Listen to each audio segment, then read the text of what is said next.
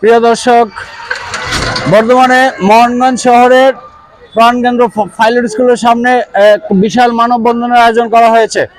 মানববন্ধনের উদ্দেশ্য হলো সাবেক সফল স্বরাষ্ট্র প্রতিমন্ত্রী জনাব লুৎফুজ্জামান বাবর সাহেবের মুক্তির দাবিতে মোহনগঞ্জবাসীর প্রাণের দাবি যে আজকে ওনাকে মুক্তি দেওয়ার জন্য মোহনগঞ্জের সর্বস্তরের মানুষের একটা মিলন মেলাই বলতে পারেন এখানে সংগঠিত হতে যাচ্ছে।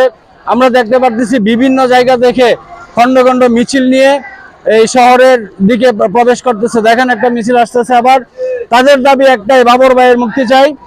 এই সুবাদে আজকে এই মোহনগঞ্জ পাইলট স্কুলের সামনে আপনারা দেখেন অনেক মানুষের একটা দীর্ঘ লাইন। সব ভিডিওটাও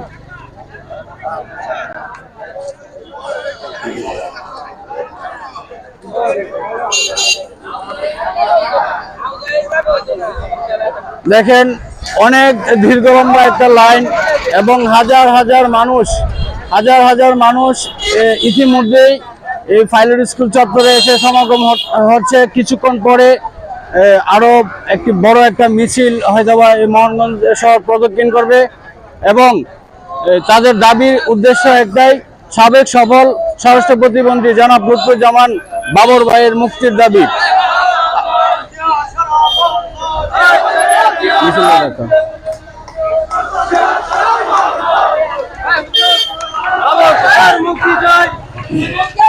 আপনারা দেখতে পাচ্ছেন ইতিপূর্বে আরেকটা খন্ড মিছিল এসে এই মানববন্ধনে যোগদান করার জন্য পাইলট স্কুলের মোড়ে এসে প্রবেশ করেছে। এটা